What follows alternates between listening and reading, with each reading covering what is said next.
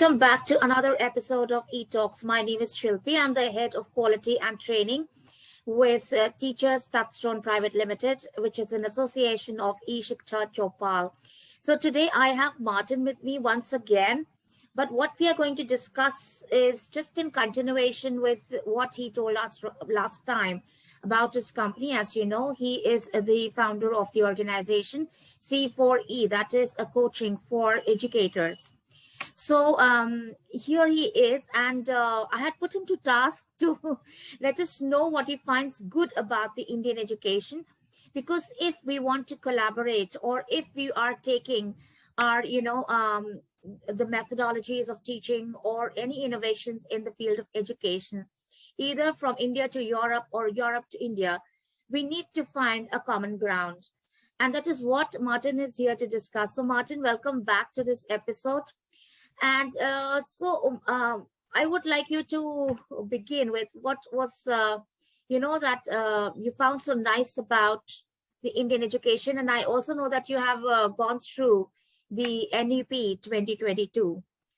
So would you like to talk about it?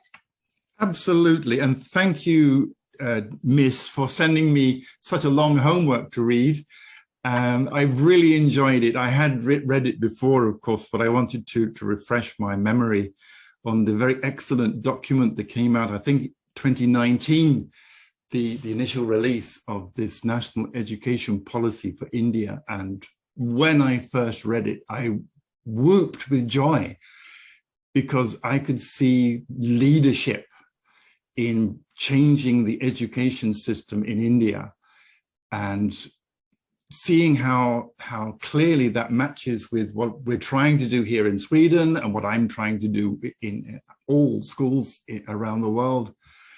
A lot of statements about children, about learning, about shared future, employment, being a citizen of the world. There's so much in this new documentation that is so different to what I imagine Indian education would have been or has been, that it inherited from the British when they were there.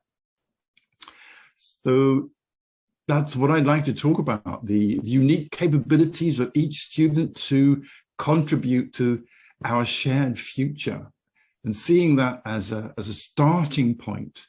It's almost one of the first phrases in this document, that education is about bringing out the unique capabilities of each and every student. Great joy. As I said, I gave a whoop of joy when I read it. And even over the weekend when I was reading this homework that you sent to me, I was enheartened by what I read again. So I don't know whether we want to dig into specifics, because that would take many hours. No, it's not like I'm not, asking you to now take a test, but it's like, but what we want to know is that even before, like, not just specifically NEP, but you told me you had also read some literature on Indian education, generally. And like we were discussing, that sometimes the European when they interact with Indian children and they see the children in the European schools in the same grade, but they sometimes wonder as to how, Yes.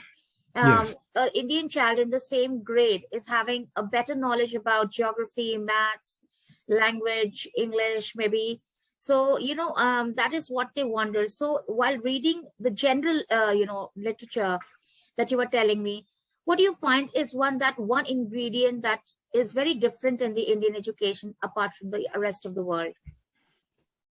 The bottom line, 30 years of experience of working internationally, or teaching internationally, the mindset of the Indian students, and in fact, these young men and women, when they become employees, they see education as an opportunity given to them by the government, their parents, their teachers, an opportunity to grasp with both hands, to pull themselves out of whatever they were doing, whatever they were living in, into something better.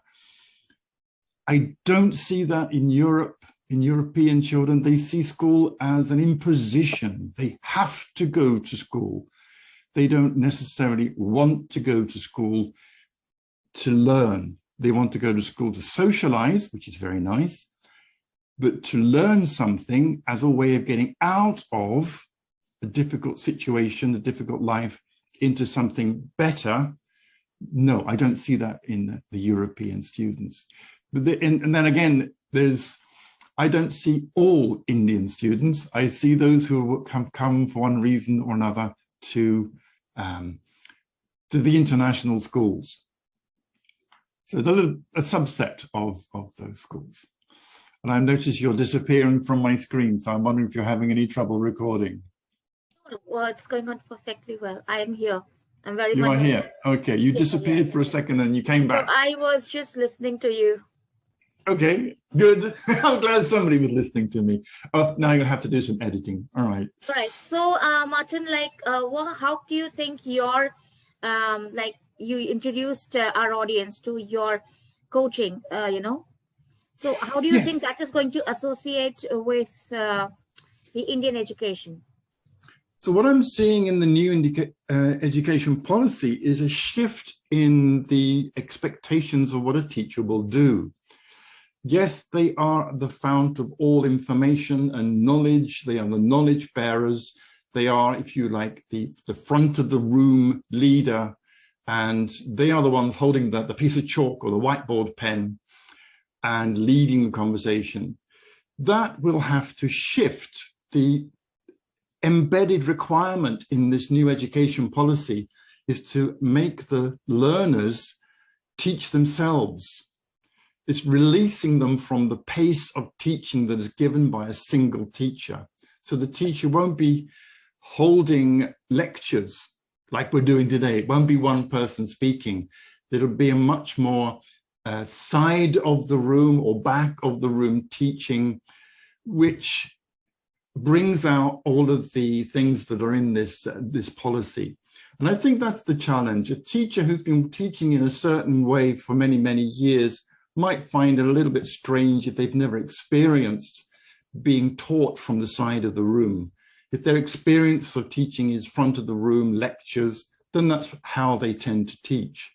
If they've never experienced collaborative learning, where the students are sitting around small tables, learning by researching obviously online, but also in books, talking with each other, talking with older students, talking with their parents, doing research in the vicinity in their towns and country, and suddenly they're bringing knowledge from outside the classroom, and the teacher's only a facilitator. And that's quite a shock to have been the center of attention to now being simply a facilitator.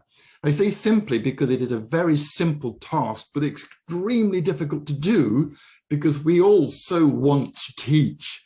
And we won't be doing that. We won't be in this new education framework. We won't be teaching so much as facilitating learning. That's so different. And that's where I think we can come in. We can support teachers in any shift that they are wanting to undertake. We won't be pointing the direction of that shift. We will be supporting them from behind. And in that way, we are role models for the way that they will be teaching their students. That's right. Working from the side and working from behind. You can see, if you have the video, you can see that I've got my team behind me, my virtual team. Yes, I can see. And I was about to ask you, because I can see one of our Indian, citizens also there. I think this one. The Sikh here, and so that's such a lovely thing to see that your team is so hybrid. It's made up of hybrid people from across the world. This picture lies a little bit. There's 4 gentlemen in this picture and 3 ladies.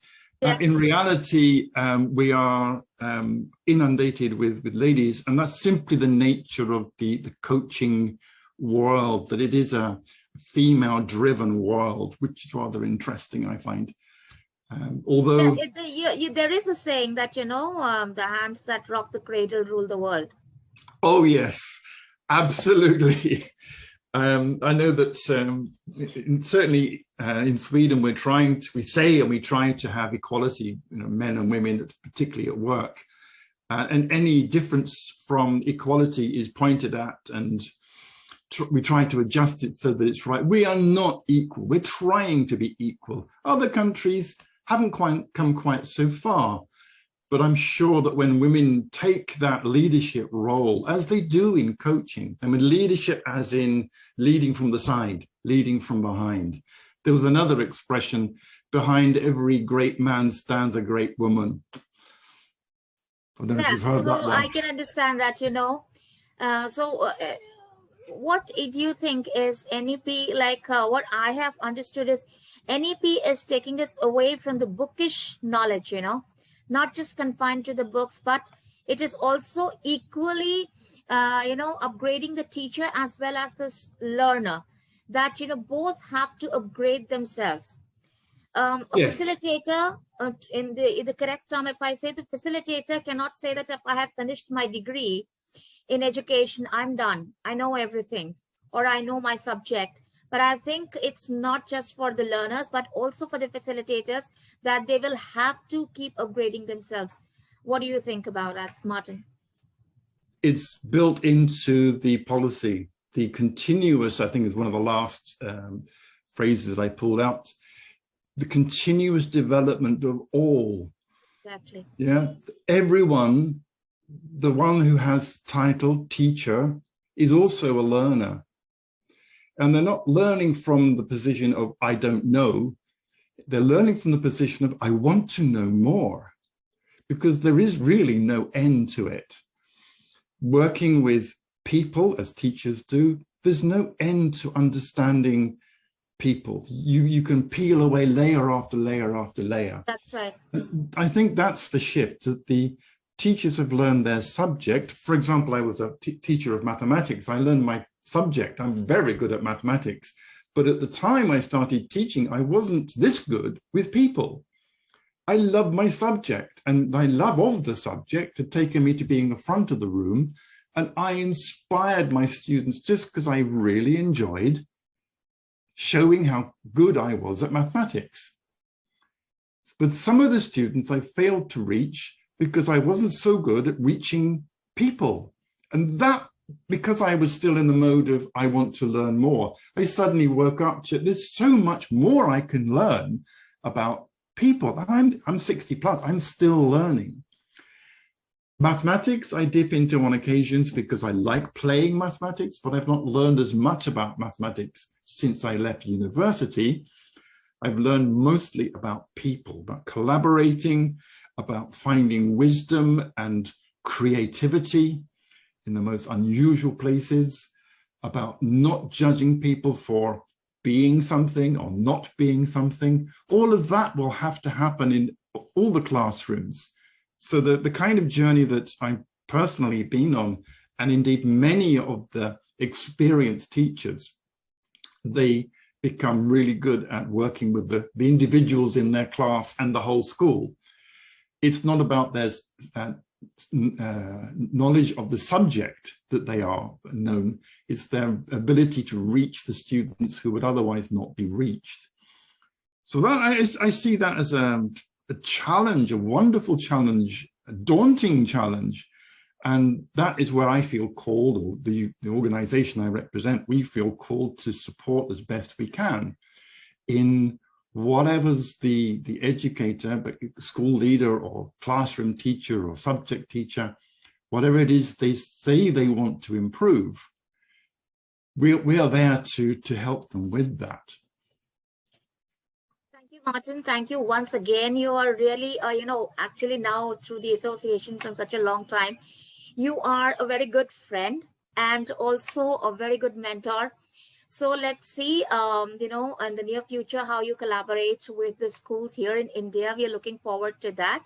So thank you once again. And for my audience, the educators who are watching us, Teachers Touchstone Private Limited is about to roll out the NEP 2020 trainings for schools in the coming January. The modules, as you know about, what's NEP about? It's multidisciplinary courses, then it is about formative assessments and fostering growth mindset.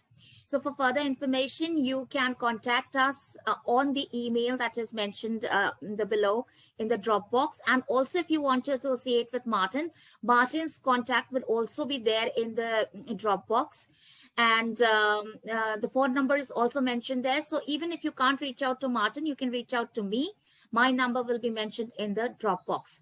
So thank you, Martin, once again, and thank you for watching. My viewers, a very happy Diwali. Wishing you all a very happy Diwali, and looking forward to NEP 2020.